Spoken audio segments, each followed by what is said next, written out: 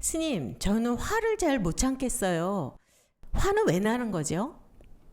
네. 그 화는 내가 원하는 것이 이루어지지 않을 때 화가 납니다. 그래서 우리는 보통 탐진치, 삼독이라고 얘기하거든요. 탐은 내가 원하는 행복을 얻으려는 마음입니다. 그 행복을 얻으려는 마음을 누군가가 방해하거나 혹은 행복을 얻을 조건을 누군가 빼앗아가면 우리는 화를 내게 됩니다. 그래서 내게 화나는 것들을 가만히 보면 내가 가치없다고 여기는 것을 누가 빼앗거나 방해하면 화를 내지 않습니다. 근데 내가 가치 부여를 많이 하는 것일수록 그걸 불교에서는 집착이라고 얘기합니다. 누군가 방해하거나 빼앗아가면 거기에 비례해서 화를 내게 됩니다. 그 이유는 내가 원하는 행복을 방해하기 때문입니다. 그래서 예를 들어 누군가 나에게 10원을 빼앗아가면 처음에는 뭐 괘씸하다 이렇게 하긴 하겠지만 그렇게 화를 내지는 않습니다. 에이 그만두지 뭐 이렇게. 그런데 100만 원을 빼앗아가면 어떨까요? 화를 내죠. 1억을 빼앗아가거나 사기를 당했으면 어떨까요? 아마 며칠을 알아 누울 겁니다. 화가 진정되지 않죠. 생각만 나면 계속 화가 나죠. 자, 또 더 나아가서 내 생명을 위급하게 하거나 위협하거나 내 몸을 직접 누군가가 구탈했으면 어떨까요? 엄청나게 화를 내죠. 아마 구탈을 했다 하면 이 사람 죽을 때까지 그 장면을 잊지 못할 겁니다. 끊임없이 화를 낼 겁니다. 생각만 하면. 왜 그럴까요? 10원보다는 10,000원이 중요하고 10,000원보다는 100만 원이 중요하고 100만 원보다는 1억이 중요하고 1억보다는 내 몸이 훨씬 더 중요하잖아요. 1억이 없어도 되지만 내 몸이 없으면 행복을 얻을 수 없습니다. 그래서 내가 귀중하게 여기고 즉 집착하는 만큼의 비례적으로 화를 내게 됩니다. 그래서 우리가 보통 이제 화를 가장 많이 낼 때 혹은 내 화가 많이 크게 아주 화가 정도가 있는데 화의 정도가 아주 강할 때는 언제냐면 누가 나를 모욕하거나 무시할 때입니다. 자, 그러면은 모욕하거나 무시한 건 엄격하게 말하면 내 것을 빼앗아간 것도 아닙니다. 나를 방해한 것도 아니고요. 그런데 왜 이 사람은 모욕당한 사람이 화를 내, 불같이 화를 낼까요? 심지어는 더 나아가서 모욕하면 어떨까요? 분노지수가 극으로 치닫고 결국엔 극악한 일까지도 벌어지게 됩니다. 심지어는 부부싸움 하는데 무시를 당하거나 하면 막 집에 불을 지르거나 혹은 누군가 회사에서 무시당하면 구타를 하거나 싸우죠. 육체적으로. 더 심지어는 살인도 불사합니다. 자, 왜 그럴까요? 네. 똑같습니다. 그 사람을 무시했다.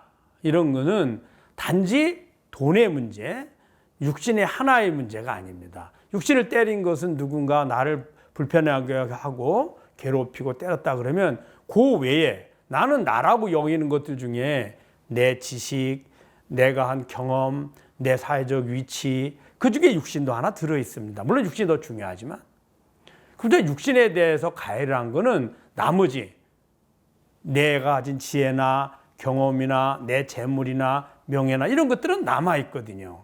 그래서 화를 덜 내게 됩니다. 그런데 모욕이란 어떨까요? 이 전체를 무시한 거거든요. 내가 가지고 있는 모든 것을 무시하는 겁니다. 인정해 주지 않는 거죠. 그러니까 모든 것에 대한 화가 치밀게 되는 겁니다. 그래서 우리는 살아가면서 가끔 자신도 모르게 무시하는 경향이 있습니다. 그건 아상 때문에 그렇거든요.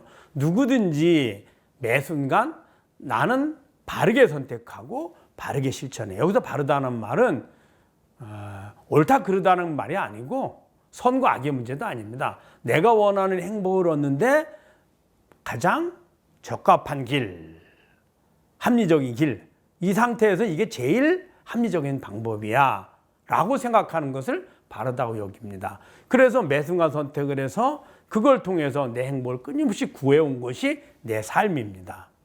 근데 무시한다는 건 뭘까요? 태어나면부터 지금까지 매 순간 내가 노력해서 지식도 구하고 재물도 구하고 열심히 땀 흘려 일하고 내 집도 마련하고 내 직위도 얻었는데 그걸 다 모두를 무시하게 된 거거든요. 인정하지 않는 거죠. 즉 너의 삶은 어리석은 거야. 너는 잘못된 삶이야. 이런 것 같거든요. 그러니 모든 것을 무시했으니까 화가 나는 거죠. 예. 그래서 가끔은 이제 그게 지나치면 극악한 행위도 서슴지 않습니다. 그래서 부처님께서도 말씀하시기를 이 지옥에 가는 극악한 지옥에 가는 중생들의 대부분은 화로 인해서 간다고 되어 있습니다. 사람이 이성적으로는 악행을 해도 어느 정도까지 하지 극악하게 생명을 빼앗거나 다른 많은 사람을 해하거나 혹은 뭐 이렇게 하진 않습니다. 그래서 화가 곧 우리의 고통의 근본이다라고 합니다. 그러면 내가 화를 냈을 때 그 다음에 나에게 진짜 나에게 원하는 행복을 얻는데 도움이 되느냐 안 되느냐를 스스로 성찰해 봐야 합니다. 만약에 우리는 화를 내고 나서 그 다음날 그 다음에 만나면 오히려 화를 낸 것에 대해서 미안해하고 쑥스러워하고 그렇게 하죠. 자, 그렇다는 것은 스스로 잘못했다는 거죠. 화를 냈다는 것은 나를 무시한 건데 무시한 것은 화를 낸다 그래서 그러면 그 무시한 것이 사라지거나 그러면 그 상대방이 나를 이해하거나 그렇지 않습니다. 오히려 더 고조되죠. 감정들이 서로 간에. 그래서 그거보다는 그 당시는 참고 혹은 내가 논리적으로 그것을 설명하고 이해시키는 게 훨씬 더 필요합니다.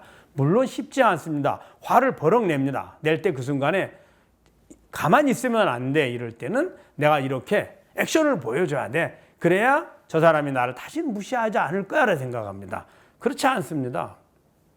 무시하는 그 근본 이유 혹은 그 잘못된 그런 이유들을 내가 하나하나 이성적으로 설명하고 그리고 논리적으로 같이 이야기를 했을 때 그 다음에는 다시 무시하지 않죠. 그렇지 않고 화를 내면 그 순간에는 안 할지 모르지만 아이고 막 또 화를 냈네라고 해서 오히려 더 무시하게 됩니다.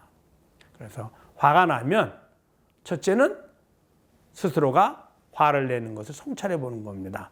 누구든지 화를 내는 순간에 화를 내는 것을 모르지 않습니다. 화를 낼 때 대부분은 이럴 때는 참으면 안 돼. 이럴 때는 내가 화를 내는 것이 나에게 미래에 도움이 될 거야 라는 바탕에 깔려 있습니다. 그래서 화를 내기 시작을 하고 즉 화라는 그 진심에 불을 딱 붙입니다. 그러면 그 불이 타오르면 나중에 본인 자신도 잃어버리게 되죠. 화에 매몰이 됩니다.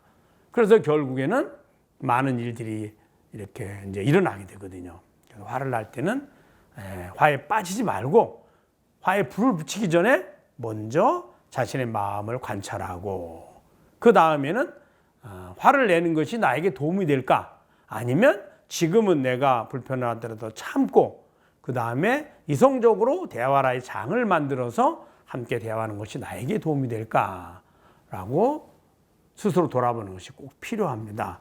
그러면 우리는 그렇게 하면 스스로 비굴한 것 같죠? 나는 비겁하다고 생각합니다. 혹은 내가 허약하다고 생각하죠. 그렇지 않습니다. 내가 행복을 얻으려고 하면 최적의 조건을 갖추는 것이 꼭 필요합니다. 예를 들어 내가 물건을 파는데 예를 들어 구매자들이 와서 나를 지적하고 물건을 험담하고 해도 우리는 그것을 팔기 위해서 노력하잖아요. 그와 마찬가지입니다. 그래서 충분히 성찰하는 것이 필요하다. 그것을 한 번 하면 두 번 하기 쉽고 두 번 하면 세 번 하기 쉽습니다. 그러면 자주자주 연습하게 되면 화를 내는 것이 아니라 누군가 나를 모욕하거나 하더라도 그래 그거 뭐 지나가면 그만이지. 그 사람이 모욕한다 그래서 내가 지니고 있는 재능이나 내가 한 경험이나 나의 재산이나 나의 명예나 나것이 사라지지 않습니다. 화를 내서 다투는 것보다 내가 참아냈을 때 오히려 나에게 이익이 되고 나의 명예는 더 늘어날 것이고 누군가 나를 평가할 때 평가는 더 상향 조정될 겁니다. 그래서 스스로 돌아보는 것 그것이 꼭 필요합니다. 아셨죠?